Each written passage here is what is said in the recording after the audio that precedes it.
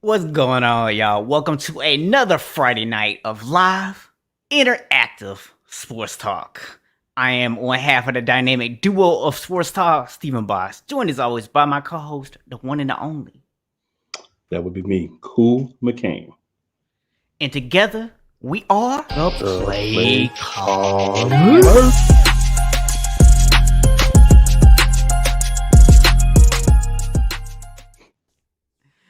Yo, welcome. Cool. Bruh, it's been a minute, man. I've been on vacation this week, and like every day, man, I'm trying to enjoy vacation, and I can't even like put my phone down because every 5 minutes, some news story is breaking about a big trade or something going on in NFL or the Olympics. It's just been a crazy week in sports, like always, right? I mean, it seems like every week we got some crazy stuff going on. This is definitely a time of the year that's ripe with information for sports talk. Definitely. It's certainly a lot better than it was this time last year. We'll just put it that way. Well, I mean, Olympics does always help out in regards to information, and just for those who may be keeping count or may not be keeping count, but just may be curious. So, our Olympic medal count right now, we have 31 gold medals, which is second most to China has 36. The United States has 36 silver medals, which is the most, 31 bronze medals, which is also the most, and 98 total medals, which is also the most. So if we can somehow come up with, we're probably going to need about seven more gold medals. We can actually be on top in all the different categories. Now we have a couple that should be, pretty solid. Um, baseball, men's baseball is playing well. The men's 4x400 team, which two young men from North Carolina A&T State University, Aggie Pride, are also part of that team, and they dusted in their trials today. Of course, we have women and men's basketball. More track and field events coming as well. The finals. So hopefully we can make it up and get a clean sweep. Not as many medals as we usually have, but it's okay. So we do have a comment from one of our regulars. I don't care what you say, you still Brian Brady. was actually big, spoke big, with big, big shot Rob over here. actually spoke with Sir Brian Brady earlier, and what he let me know was that he's no longer rocking with LeBron. He's sick of LeBron, and I might be paraphrasing slightly, but he's sick of LeBron and all his super teams he puts together to win. So I say, hey, you know, if you want to drop LeBron, I'm all with it. You might as well go ahead and drop the Brady too. Also, a shout out. I see we got a like over on Facebook from Tony Robinson, who has been a guest on our show before. So appreciate you Big tuning Tone. in, bro. Yes, sir. Yes, sir. So so cool, man. I gotta ask because one of the big topics of conversation I've seen this week is this idea that always whoever is winning in the gold medals is considered the country who's winning the Olympics. And now all of a sudden, yeah, we're not leading in gold medals at the moment, but we have the total medal count. All of a sudden, that becomes the standard. Like the total medals is now what seems to matter. So, what's your take on this, man? Well, it's simple, man. We're being Americans. Like for real, we're just being Americans. When we have more gold medals matter. When we have more medals overall matter. So I mean, it's just what it is. I mean, I always thought it was like it's kind of like two different bragging rights, right? My mind, even since I was a kid, I was like, well, if you have the most gold medals, you have the most of the best medals, but then you have the overall medals. So if you have 30 gold medals, but you only have 40 medals, you're still not really the best, right? But you do have the I most gold mean, medals. So, just my thoughts. I would say if you had the most gold medals, that at least has some credibility. But ideally, if you're going to brag about having the most medals overall, you should also have the most gold medals. Because if you just had the most second place medals and that got you, you're still second place. Well, man, I think if you're close, and this was even before, I'm not the typical American on this, but I just think if you're close, like U.S. is it's a five gold medal difference, right? So I think if you're that close and you have more medals overall, significantly more, then I think that's something you can, kind of hang your hat on. But if you have like 15 goals, somebody else has 40, but you have more overall medals, you really need to go sit down. I'm just gonna need them to set the game up either way, man. That's really what it boils down Absolutely, to. absolutely. But you think about we had quite a few races in sports where we were expected to get a gold medal that we did not. So that kind of hurt the overall count.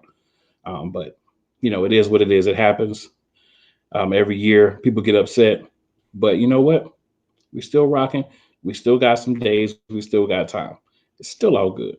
Now, Yeah, we still got I did time. want to kind of piggyback off your very eloquent rant last week and just say that shout out to Simone Biles. I've had a lot of people, different sports call this young lady a Yo, quitter and say that she's not really having problems and she just was losing, so she stopped.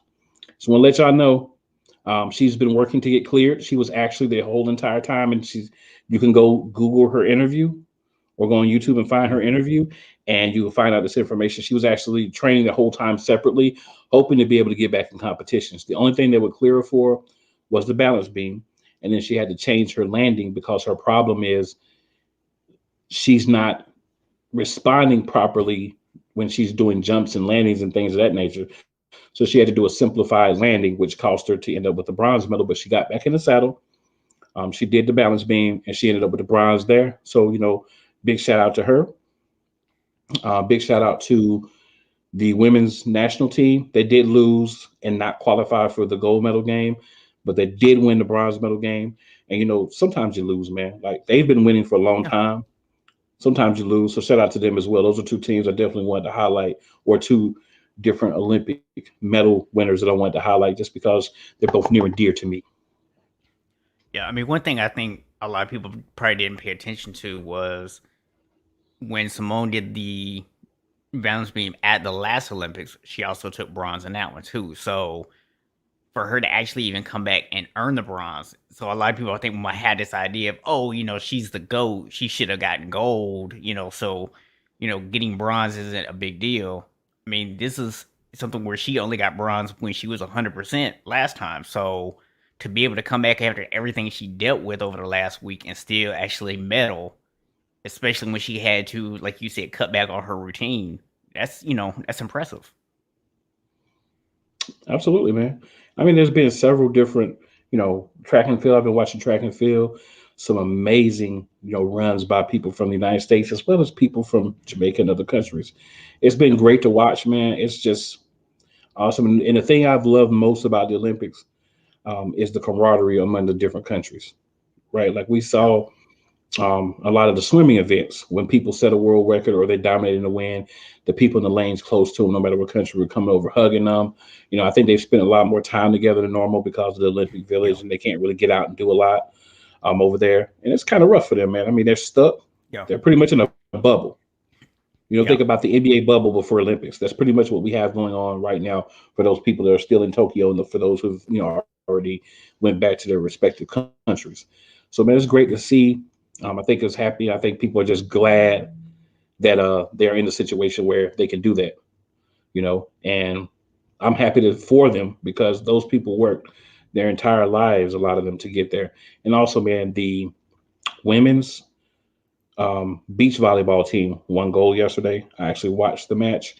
Um, a lot of people may not get into the beach volleyball, but it's really strategic. It's really actually cool to watch. And they won a gold medal over Australia. So, shout out to them as well. And we had a lot of great performances. But man, I get really excited at Olympic time. It happens only once every 4 years. And you get to see so many sports that you don't normally see. If you follow Yep. me on Instagram or Facebook, you heard me talk about handball. So when I thought about handball, I thought about like, handball like you used to play when you're a kid, right? But no, this is a sport, and it's crazy. It's almost like basketball. It's like really crazy, and I've actually been getting into it in the Olympics, and I'm enjoying watching it, man. It's crazy. Yeah, bro. I saw your post about that. I laughed. I was like, this dude over here watching handball. Exactly. Tony agrees with me. Those volleyball matches and handball were good. You know what I'm saying? And it's just great, man, to see other countries as well because you can see the disparity in different events, like rowing events and stuff like that. We're nowhere there. But look, man, I do still think that what they really need to do for the Olympics is put an average person out there to perform first, just so we can all have an appreciation. Because let's be real, even the worst person out there, even a person who finishes dead last, would still make any of us look absolutely like amateurs. Oh, 100% agreed, man. It takes a lot to go on that stage knowing that there's a higher probability that you're going to not get a medal than that you are. So just I respect anybody that can go out, especially in that type of situation, and just be successful, man. That's crazy. Like if you think about the pressure, especially this time around, I added pressure. You had the extra year to train, but you also have, a lot of things got shut down. A lot of people had to train differently than they normally do. A lot of just crazy things happened, and that was Yep. worldwide. So it was an even playing field, but it was still difficult for everyone. So definitely appreciate them still going and putting those games on for our entertainment. And Yeah. have enjoyed myself. Yeah, and I'm sure Tony could probably comment on this in the chat, but when you are a professional athlete, you have a routine. Being taken out of your normal routine and being forced to do things different is a lot harder than what people think because you get so reliant on that routine. Oh yeah, I mean that's absolutely 100%. Even as like a regular guy that plays basketball or football or whatever, you have a certain things that you like to do. If you can't do those things, it definitely affects you. So it's been that way in all sports, right? We haven't really gotten a season yet where there hasn't been some effect from COVID. Hopefully, football may be that. We'll see, but at least I think we're getting back to a better sense of normalcy, and that's all we could really ask for. Yeah. So we're gonna definitely talk some football tonight because Oh NFL yes. training camps are kicked up. The got some things happening over in college. Texas and Oklahoma made leaving the Big 12 official, joining the SEC. So some things to talk about there. But I know you definitely want to go ahead and talk about this NBA free agency period. And just real quick before we transition over, Rob also say he likes the swimming events, especially in the river. All right, big shot, Rob. We'll roll with that. Yeah, man. Just a lot of moves have been made. A lot of free agents signed on different teams. So I'm going to pose this question to everyone that's watching. Got a chat over here on the side. What I'd like for you to do is answer this question before the end of the show. And if you want to take a few minutes to think about it, that's cool. Tell me who are your top five free agent trades or free agent signings um, so far. So tell me what you think's been really good, what's been interesting, and what'll help. Right, and give me five. Right, give me five. You got three more to go, Tony. Yeah, give me five before the end of the show. Um, we're going to start this off simply by me saying that I'm going to let our resident Lakers aficionado, the gentleman over here, tell us what he thinks about what's been going on with his purple and gold squad. Man, I, here's what I'm seeing. I find people on either one or two positions here. Either they're ready to hand the Lakers the championship, or they're going on and on about how the Lakers are too old. I'm not seeing a lot of in between. And, I'm a bit of a homer like we all are when it comes to our teams, but I also try to be a fairly realistic homer. And the reality is, this team is old. Now, did they go out and surround LeBron and AD with what they needed, which is shooters? Absolutely. We are a much better shooting team than we were last year. The downside, though, is you traded a couple of guys who played really good defense for you. Alex Caruso, in particular, hurts a little bit from a defensive standpoint because there are a lot of really good guards in the Western Conference, and you now have lost one of your better defenders in that area. So I'm going to be curious to see what the defense looks like. We know that Taylor Horton Tucker is going to probably get some more playing time. Is he going to be able to make some of that difference? Obviously, he's not going to be playing against guards, but is he going to be able to bring some defensive intensity by getting a little bit more playing time? Um, Monk is another guy that they brought in that I know you know a little bit about from Charlotte. Is he going to be able to adapt and excel defensively in Frank Vogel's system? Because Vogel's done a good job of taking guys that have been average defenders and making them look really good in his system. So that's going to be my big question mark. Do I feel like we have a really good chance to win the title this year? Absolutely. Am I penciling it in and betting my life savings on it? No, no, because we got to stay healthy first. That's going to be a big question. But adding Westbrook was absolutely huge because now you can actually rest LeBron. You can, if AD gets banged up, you can rest him a little bit and you don't have the drop off that we had last year. So I think adding him was huge. We added some good pieces around. I would like to see a little bit more defense and some youth get added with those final pieces. Yeah, I think two important things that the Lakers added were Kendrick Nunn and Malik Monk. Those are both younger individuals that haven't been amazing, but they've played, well in spurts. And they'll be able to come in and they'll be able to soak up some minutes. Losing Caruso was tough for you guys, but that's a free agent. He had the opportunity. If he wanted to stay, he wanted to stay. If he wanted to leave, he wanted to leave. He wanted to go to Well, Chicago. So, it is what it is. well, apparently we made the decision. He actually came back to us after Chicago made their offer and was willing to stay in LA for the same money. But because of the salary or because of the luxury tax implications, I guess we decided not to do that. Man, I mean, So at the end of the day, he knew what was kind of salary cap situation y'all were in. He wanted yeah, to get paid, and he got paid. yeah, Can't really knock him for that. not mad at Like I him. said, it's a few more pieces you definitely have the opportunity to add. Via that be young free agents from like the summer league, whether it be other guys that you bring in. So I think the Lakers will be fine. It'll be all about the pieces gelling and everybody doing kind of like what Milwaukee did this past year. And everybody understanding I'm going to need to play a certain role in this team. Maybe Yep. I was this player here, maybe I was this player here, maybe I did this here, but on this particular team, in order for success, I'm going to have to buy into the system over my individual self if I want to get what I came for, which for a lot of those guys is a ring. You Yep. know, um, so Tony answered my question. I appreciate you, Tony, for giving me a full list. Um, Even though it's really four, because one is really two Lakers moves. You know how that goes, but we'll rock with it. So Tony says Russell, Westbrook, and Carmelo Anthony to the Lakers. He also says DeMar DeRozan, who went to the Bulls. Yep. Andre Iguodala, which I agree is a really good move, went back to Golden State, and then Kyle Lowry to Miami.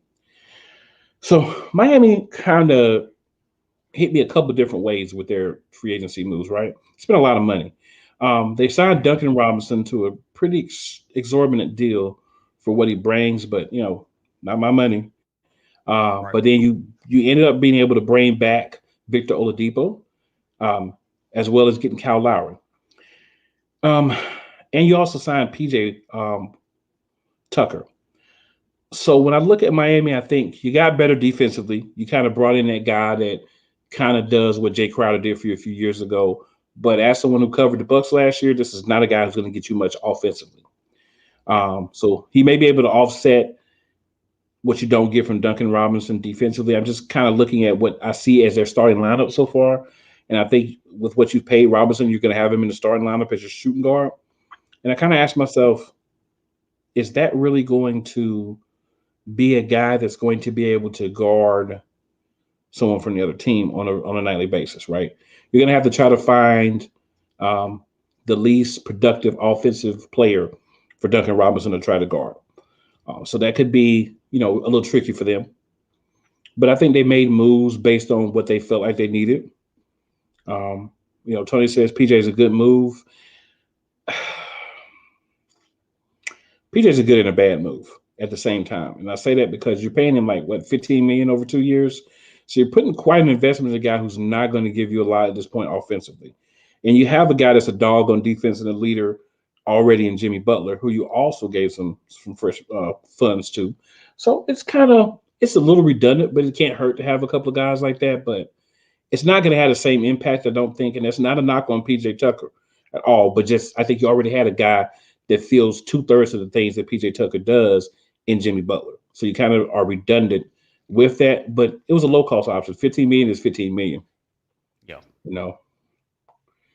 So just a couple of my thoughts on free agency. A lot of thoughts, but we have an hour or so not gonna do too much now right now. So out of curiosity, while we're on the topic of free agency, looking at what Miami did, and looking at what the Bulls did, and looking at what the Nets have done, excuse me, do you feel like any of those three teams have put themselves in a position to knock Milwaukee off of the pedestal in the Eastern Conference right now. Only one team did that, and they were already going to be in a position to do that before the moves they made. And it was the Nets, because you have KD on the team, a healthy James Harden and a healthy Kyrie is going to help. Bringing in Patty Mills was also huge for the Nets because it brings a lot of energy and another guy that can play the one or the two on the wings, and help out. So that way, if you have an injury to Kyrie or you have an injury to James Harden, then you have another guy you can bring in. You can elevate it to that starting role that still you won't have the same drop off as you did last year. So that was, I think, a really wise move for them being in their current situation with both of those, especially with the wing guards being often injured last year. So I think that was a good move. But the Nets are the only team that's done enough to challenge Milwaukee. Chicago has elevated themselves. Miami has placed themselves back where they were, a couple of years ago, probably around 5, 6, somewhere about the same as Chicago, in my opinion. And I'll throw the Knicks in there as well, because the Knicks did make quite a few moves, some smart moves like bringing in Kemba Walker, a guy that can hop into the starting lineup, bringing back some of their own free agents like Nerlens Noel. Just a good combination of bringing back guys that they had and adding kind of some of those pieces that are needed. But I think you're really looking at a two-team race, depending on what Philly does, possibly a three-team race again, to really be, a contender for the championship out of the East next year. So it's just kind of highlighting there. Tony did say, in regards to PJ Tucker, that you can't put him on a star player. He did guard KD. Well, he guarded KD, and he had some great moments against KD, but KD was also still cooking against him. You know, KD almost won that series pretty much by himself. So no one can really stop KD, though. There's not a guy out there that can really stop Kevin Durant. You can only hope to try to contain him a little bit. That's pretty much, Yeah. where you're at with that. And you just got to roll with it, right? It's Kevin Durant. He's showing Yeah. you on the international stage right now that he's a beast. Yeah.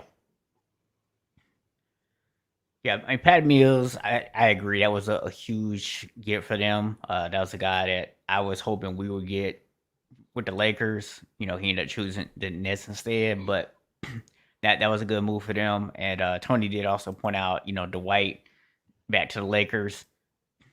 I mean, obviously, at this point in Dwight's career, he's not a guy that's going to come out and give you big numbers, but he's a guy who can still play good defense. He's going to give you quality time. And as we saw 2 years ago when he was on the Lakers in the bubble, he's a high energy guy. He's a guy that can come in there and he has no problem being the guy to go get under somebody's skin. We know that. That's So and that's you and I complete. have said it many times, you need that guy on your team. You You need, absolutely yeah, need that guy. yeah. The Lakers and the Sixers basically just did a trade. Andre Drummond for Dwight Howard. So speaking of the Lakers and the Sixers, there's two guys out there that people are wondering what's gonna go on with them.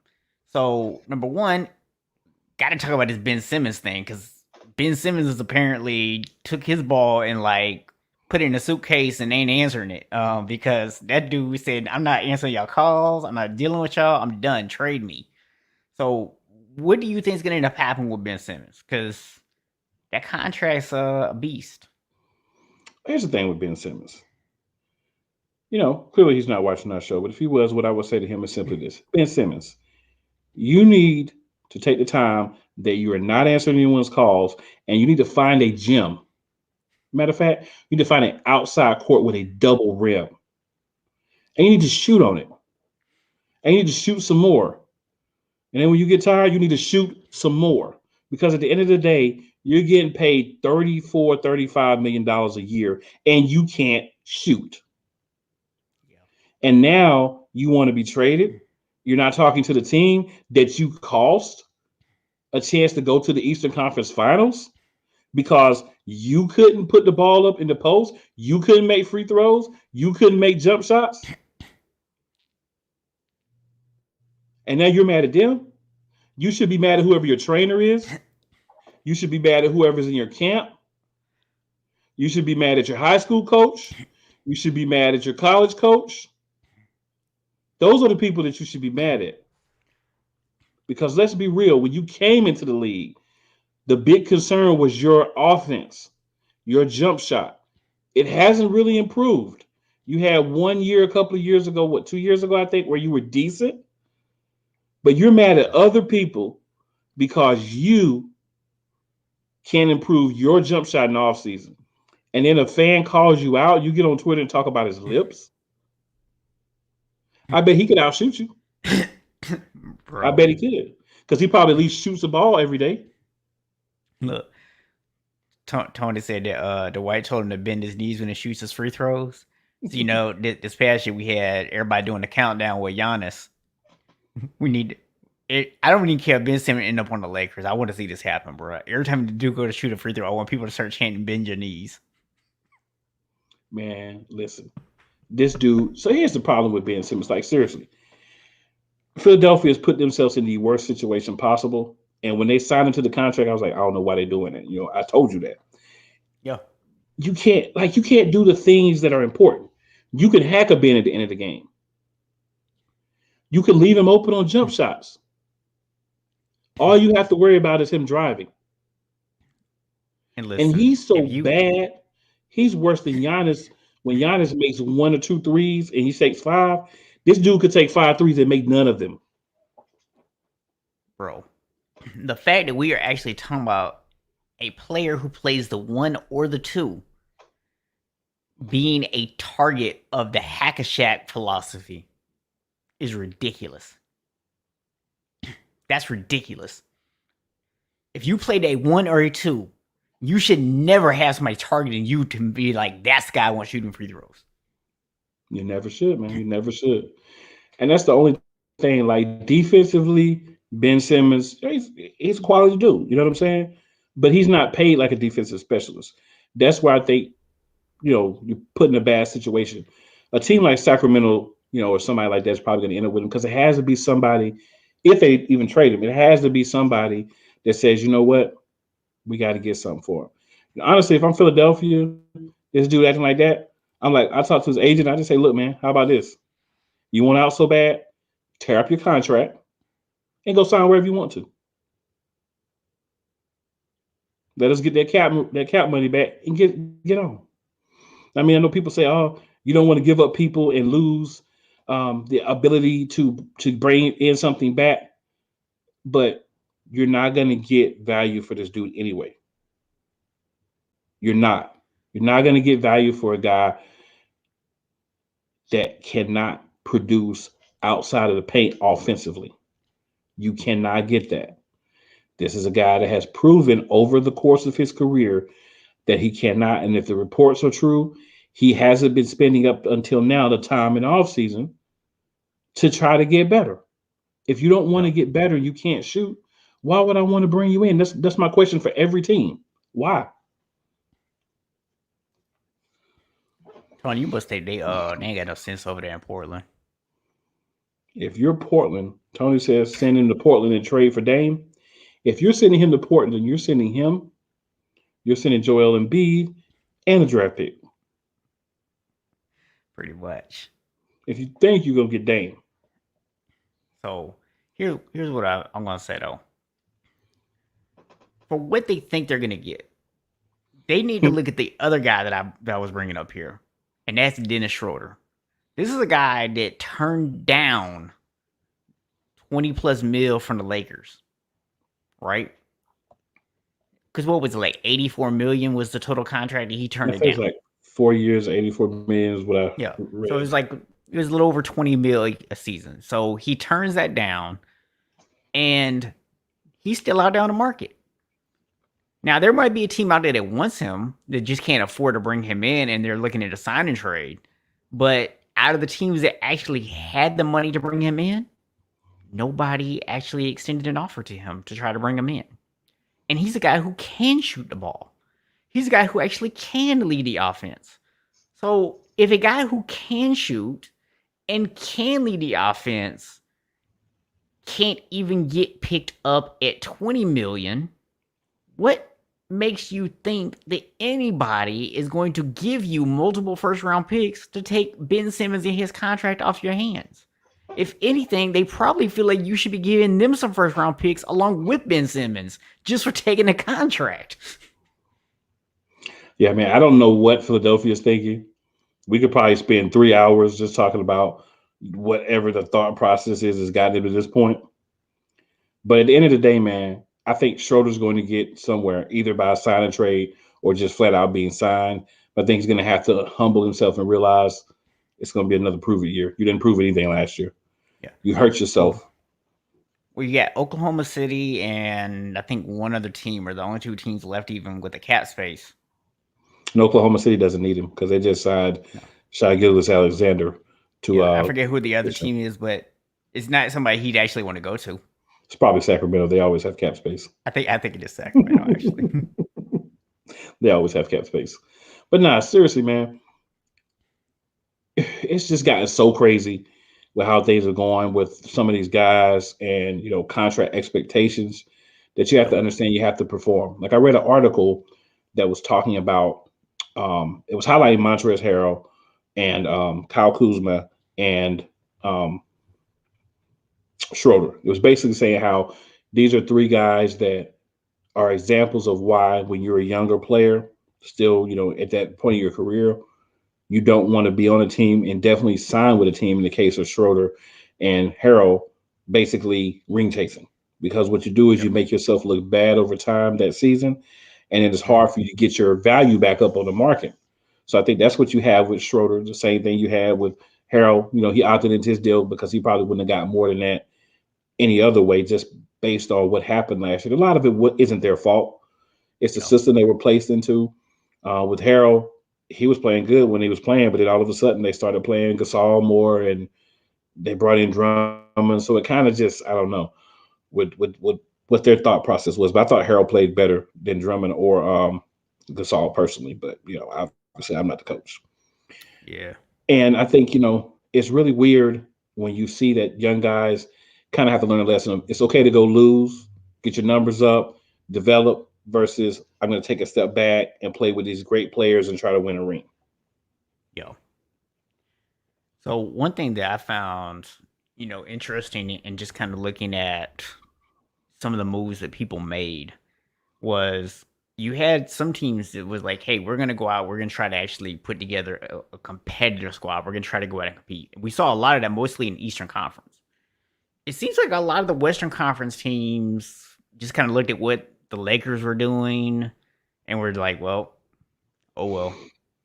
So I was a little, I don't want to necessarily say disappointed in that, but I can't really think of a better word for it, man, because I was actually looking forward to seeing some of the Western Conference teams be a little bit more competitive. Instead, it seems as though a lot of them just kind of settled for we'll just hold status quo for a year or two. And meanwhile, the East Conference is bulking up. They're trying to get better. So I don't. I mean, did you see the same thing? Do you feel like a lot of the Western Conference just kind of was like, I think a lot of the teams, when I looked at out west, I'll use Denver for example. It's my team. I know a lot about them. They really didn't have a lot of cap space after they re-signed their own free agents and Will Barton and JaMychal Green. So they went out, made a nice little smart move, brought in Jeff Green. We brought in a good rookie that great shooter, has some questionable passing skills as far as when he decides to make plays. But he's a guy that's got good range like Steph and Trey and some of those guys. Just needs to get better on when to pass, when to shoot, those type of things. But I think that's what happened. A lot of the teams, because of other players that signed, they don't really have a lot of cap space. I heard Reggie Jackson's going back to the Clippers. I think 2 years, $22 million, I believe. It was either 2022.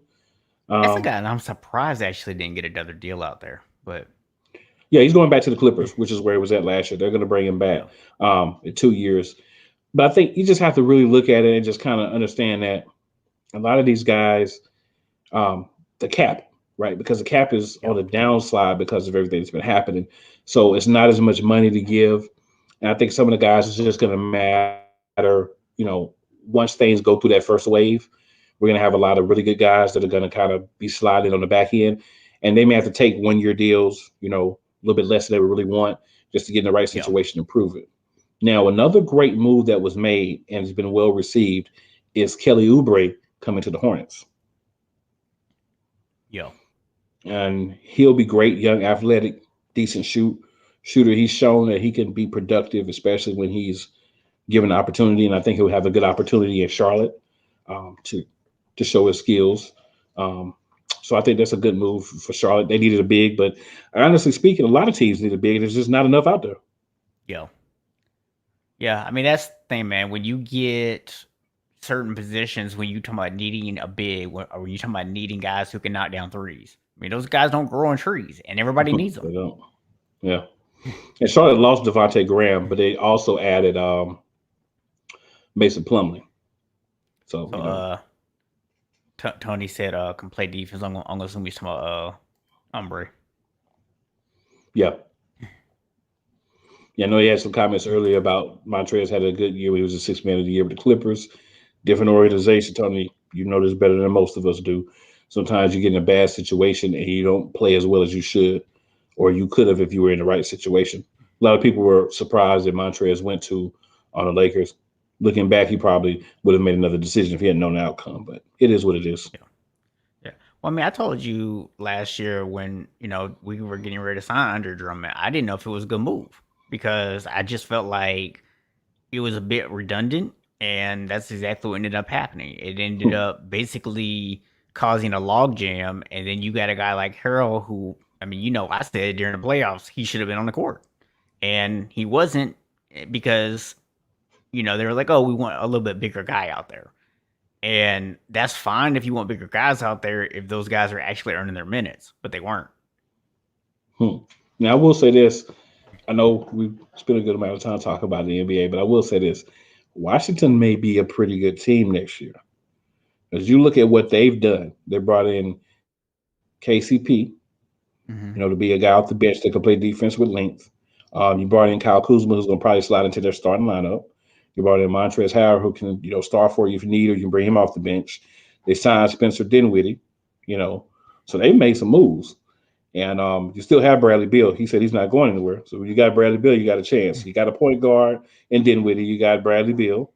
You brought in Kuzma, who should be revitalized in a new situation. Harrell, KCP, and a pick. So that's not a bad. It's not a bad haul for them. Not a bad haul at all. And they may slide up a little bit and surprise some people next year because they've definitely upgraded their talent overall. Losing Westbrook is going to hurt, let's be honest. But overall, they've gotten better. Yeah. So Tony did confirm he was talking about Oubre earlier about the defense. So one thing I will say is this. I know a lot of people, I think because it was the Lakers, wanted to automatically say, oh, it's a terrible deal. The Lakers bullied somebody into another bad trade, whatever. But the reality is, and I've said this on multiple occasions, but I'm going to go ahead and say it again now that he's no longer on the team, just so that people will truly actually hear it. Kyle Kuzma is, I think, a guy that we have not seen his true potential yet. Going out and getting a chance to be a starter, a guy who can get consistent minutes, get the ball in his hands more often, I think he's going to have a chance. Is he ever going to become a superstar? No, he doesn't have that kind of talent. Can he be a star in the league? Yeah, I think he could actually get to the level. He might even make a couple all-star games. He has the potential. He has the talent there. And like you said, KCP is a guy who's going to give you good perimeter defense. He can hit shots. He doesn't need the ball in his hands a lot.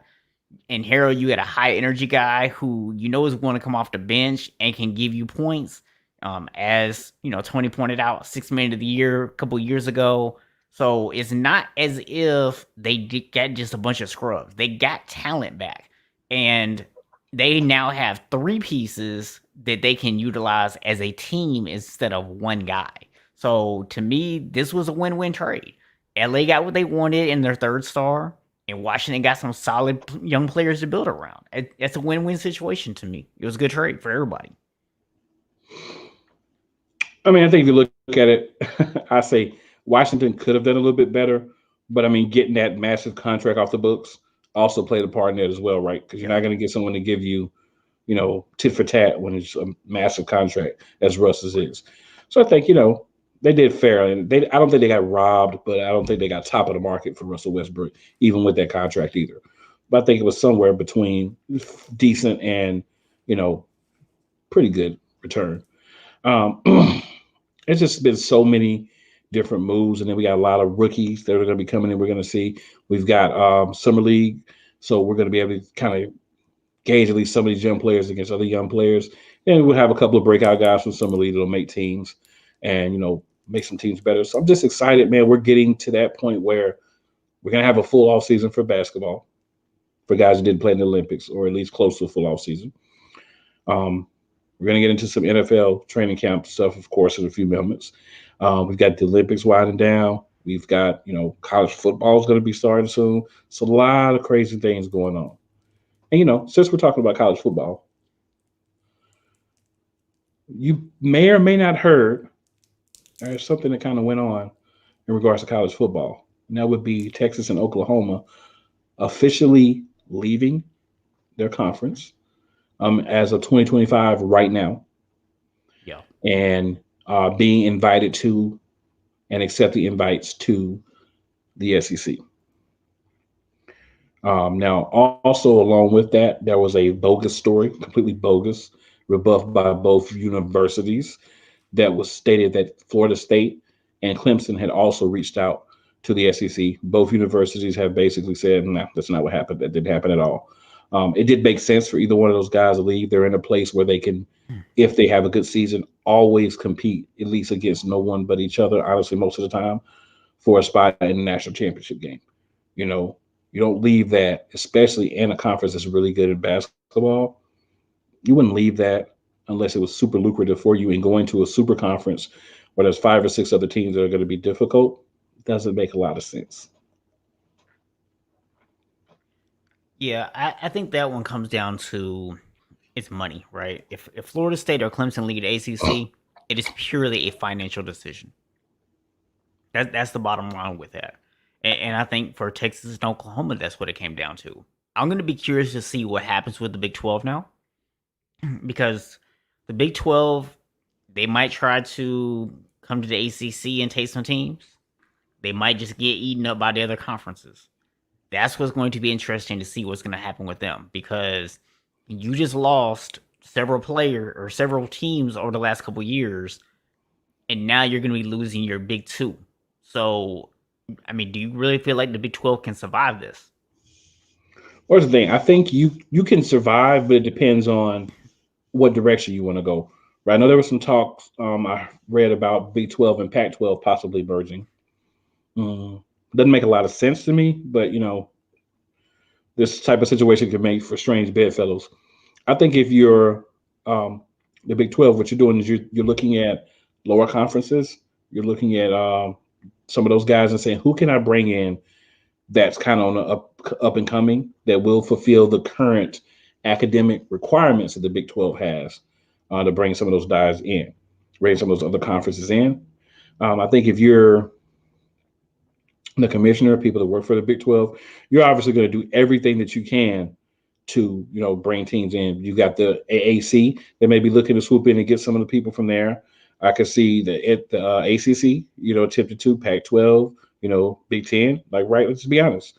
All the conferences besides the SEC may be looking and saying, well, yeah, let's see what's going to happen with those guys. But if I'm, the Big 12, I'm thinking we need to get back up to 12, 14 teams. So let's go out and scout, see some of these teams that are kind of good, like a UCF, like an Appalachian State, some of those schools. And let's see if we bring them up. Hey, come on up here and play with big Power 5 conference with us. They may not completely replace the guys that they're losing, but this is a good time for them to try to retool, get themselves a different image, bring in some other guys, and just build back up. Don't know that that's what's going to happen, but if I were in a position to do that, that's what I would be doing. I would be reaching out to some of those schools and seeing if I could bring some of those guys into the fold. Yeah. So if you're tuning in, I say we just had a bunch of people join us too. We're talking about the college football realignment stuff that's going on right now with Texas and Oklahoma going to the SEC. So let us know, who's your conference? What conference does your school play in? Rather, because only SEC fans have a conference, and let us know. Are there some Big 12 teams that you would like to see your conference gobble up, or maybe you want your team to be the next one to go to the SEC? What would you like to see happen? I And mean, I'll also, tell do you. not. Oh, go ahead, man. Okay. Now, I was going to say, also, do not forget, if you're joining us now, love for you to give us your 5 um, trades or free agent signings that you think are your top 5 so far in the NBA. So my nephew, shouting out FSU, ACC. What's up, nephew? What's up, Eagles fan? I'm not acknowledging the FSU, but what's up, Eagles fan? I'll acknowledge that. But yeah, man, I tell you one thing that I want to see happen with the ACC. Now is the time. You have to, with this move by Texas and Oklahoma, you have to go to Notre Dame and go, no more games. All in or all out. What you doing? You have to. Notre Dame's got to come all the way into the ACC, bro. This independent stuff, no more. Yeah, and if they join a conference before like 2035, it has to be the ACC. So you might as well go to them and be like, hey, let's get it. Right. So, we'll see what happens, man.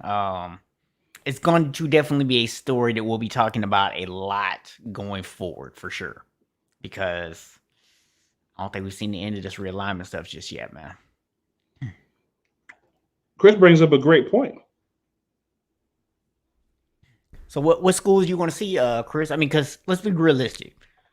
The big names, the Auburns, the LSU's, Georgia, Alabama, all them schools, they're not coming to the ACC. But if you start talking about some of the lower tier SEC schools, like the Ole Miss, Vanderbilt, like some of those schools, they might actually be willing to come to the ACC. Texas A&M. Do you want those? Texas A&M might come to the ACC just because they mad that Texas came in. Well, I'm just saying schools that may be like, because of what's happening, I will want to move out. Not necessarily saying that the ACC would be like, oh yeah, come here, but just naming schools. So just to be clear, what I'm hearing you say is that Texas A&M made Ben Simmons the SEC.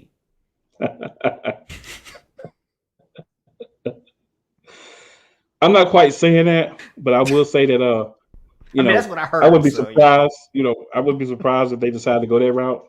But Ben Simmons in them is kind of difficult to do, right? It's kind of difficult to do when you're in a conference. It's actually kind of difficult to do when you're an NBA player on a team as well. So So now Chris brings up an interesting one. I mean, I don't see LSU. I think LSU is just one of them teams that are like SEC, but Kentucky's an interesting one because now you're talking about a basketball conference, and you add Kentucky from a basketball standpoint. The ACC is already considered by most people to be the best basketball conference. Should be. You add Kentucky to the mix, it's a wrap. You just pretty much just handed the ACC the crown. Yeah. Mississippi State, another SEC school that may say, you know what, since y'all want to go all be big dogs, you just want to use me like I'm a Division II school, I'm out. Right. So we'll see. But that's a point that you make too. Chris, some of those teams could be like, oh, you want to do a super conference? Well, you better go find some more members. I mean, we all know LSU. We know the kind of stuff they got going on over there. They're not going anywhere. They like the SEC let us get away with this stuff. We staying. Yeah, they're gonna have to stay where they're at for a while. They've got a couple of things they're dealing with on their end. Big Ed Orgeron and some of those coaches and players. So yeah, they're gonna have to hang out where they're at for a few years. Let's just say that LSU has their own name, image, likeness stuff going on that they've had in place before the official, as well as some other things that were in place that still are not legal. Yeah, just throwing that out there. It's a family shuttle, man, so we're gonna keep it family, all right? Definitely. And speaking of the name, image, and likeness, man, we've got a kid that's going to Ohio State a year early, graduating from school early, so he can get those coins, that paper. And I think that's something we're going to have to watch out for. You mentioned that a few weeks ago. This is going to be a trend, I think, seriously, because Yeah. now, a lot of these kids, they graduate after one semester anyway. You take the last few classes online, go ahead and get to college a year earlier and start getting Yeah. paid. Yeah. Why not? Yeah. And my thing is, I'm not mad at it because you're not skipping a year of high school, right? You're Right. smart enough to take on the extra load. You're willing to put in the extra time over the summer, lose out on your summers and all that kind of stuff to be able to finish up a year early. So we're not talking about people just skipping out a year of school. We're talking about people putting in extra work to be able to earn the right to do that. So I don't have a problem with that. Yeah. And we've learned from this COVID situation, those of you who have kids or have friends or family members who have kids, that the remote learning, while not the best, it can work for you, especially if you're highly motivated. Yep. And the kind of people who are going to get big money on these NIL contracts, Are motivated. they're motivated. Absolutely. Yeah, absolutely. 3,000%. So I know we only got about 9 minutes left, man. So we got to talk a little bit of NFL training camp here. And I'd be very remiss if I didn't give you and Chris, who has joined us over in the comments as well, the opportunity to express your thoughts on the Carson Wentz situation.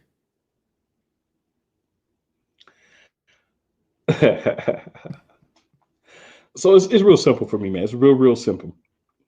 This dude has shown no propensity to stay healthy throughout his career.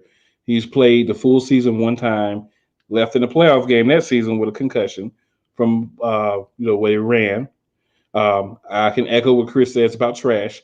At the end of the day, man, you had a good team around you. You had an organization that would bend over backwards for you. You got mad because you weren't good enough to beat out a rookie to keep the job. You didn't want competition. So you ran to the dude who you felt could make you better. And guess what? You're hurt. What a Mm-hmm. shock.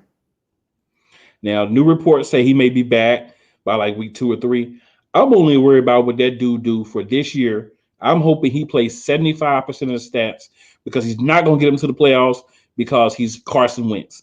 So if he can give me 75% of the snaps so we can get our first round pick, after that, I don't care what that dude does, and I won't follow him anymore. I won't watch what he does. I will not care one entire second what happens with that dude. I know who will care about what he's doing.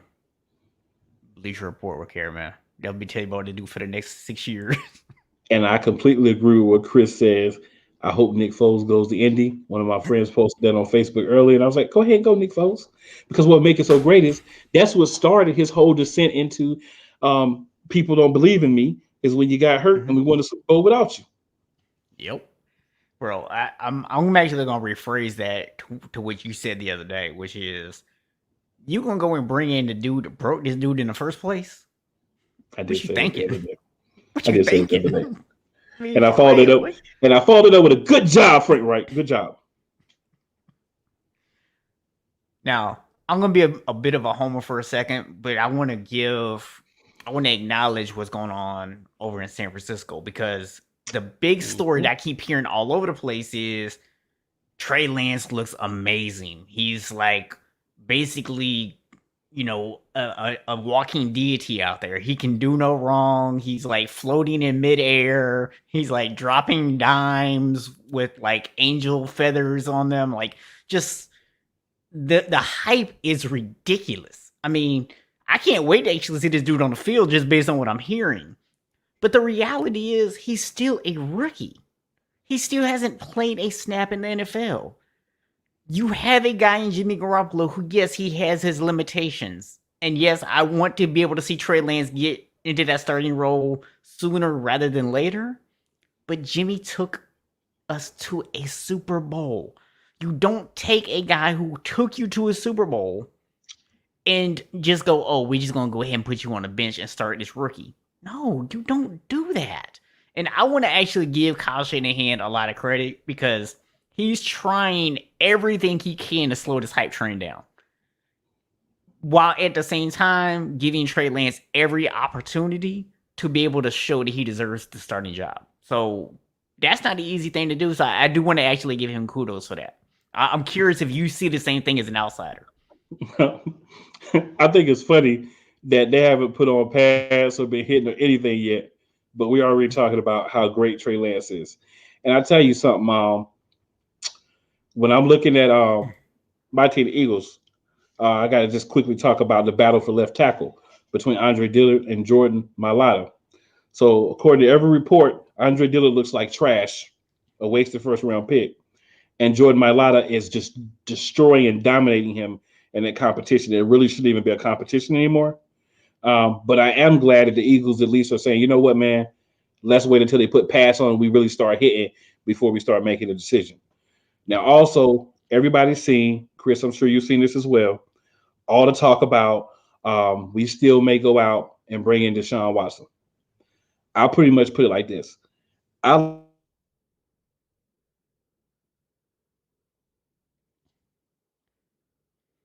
That's very intriguing. As y'all can see, my co-host has frozen up, and that I hope y'all got the screenshot of this.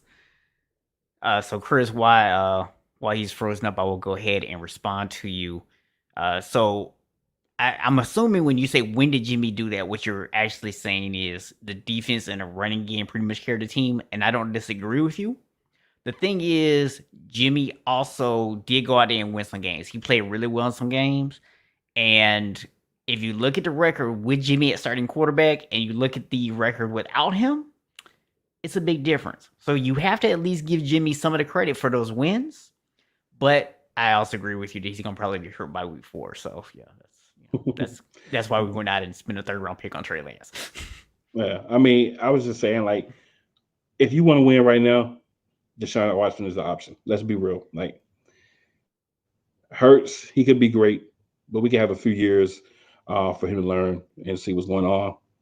But if we're trying to win now, if nothing's changed, Deshaun Watson is a better quarterback, point blank, hands down.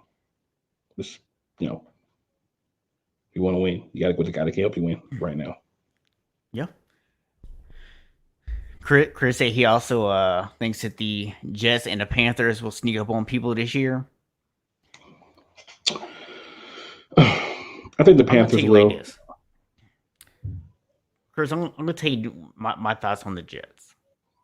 So, Robert Saleh is a great defensive coordinator. We're going to see what he does as a head coach because, you know, sometimes being a great coordinator doesn't translate over to being a great coach. Sometimes it does, sometimes it doesn't. But what I do know is the first year or two that he was in San Francisco, our defense wasn't that great. It wasn't until we started getting the right pieces and he could actually get the defense to do what he wanted that he started becoming a great defensive coordinator. Now, I'm not saying that to take away from him because last year, even with all the injuries, he still had the defense performing at a very high level. So he obviously became a great defensive coordinator. They don't have that talent in New York yet. So I'm not convinced that he's just going to go in there and transform his defense overnight. I think it's going to take a year or two of getting the pieces in there in order for him to transform that defense. And they certainly don't have an offense that's going to scare anybody yet. So maybe they'll get there. I told you all during the draft, I'm not completely sold on Zach Wilson for that high. I thought he was more of a project guy. So we'll see. Well, I'll say this. I guess it depends on what Chris means by sneak up on people this year, right? Because if you mean you go from a team that was the worst in the league to maybe 5-6 wins, that may be something the Jets can do. You know, I think if you're saying that you think that's a team that's going to make the playoffs or be a serious contender late into the season to make the playoffs, then you're definitely a little bit ahead of yourself. So I guess it all depends on what you mean by sneak up on people this year. I think that's fair. He also, he made a comment about giving Hurts a chance. He's proven himself at every level. I mean, I completely agree that Hurts has proven himself at every level. I'm just saying, I'm trying to win, right?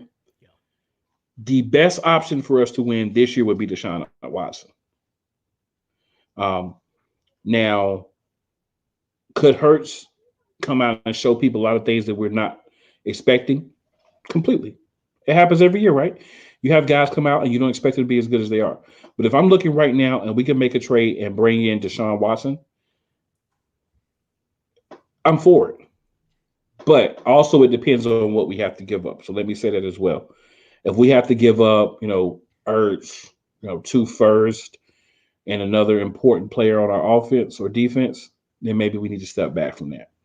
But if they're willing to come down, basically, especially with seeing some of the things going on with Deshaun Watson, then I would be willing to do that. Now, one thing I will say, whether it's the Eagles or somebody else that brings in Deshaun Watson, you keep him at that facility for massages. You do not get massages anywhere but the facility. You do not solicit a massage from anyone that does not work at the facility. Okay? You get massages only from people in the facility. If you want someone from the outside to give you a massage, let the team contact them. Let them come and massage you in a room with cameras and other people there. Bro, I don't know what that sound is in your background, but it's the perfect sound effect for that rant. I just want you to know that. All I'm saying. So we are at the time for the evening, man. I want to say appreciate everybody who tuned in. Football is back, man. We're going to be talking a lot of NFL going forward.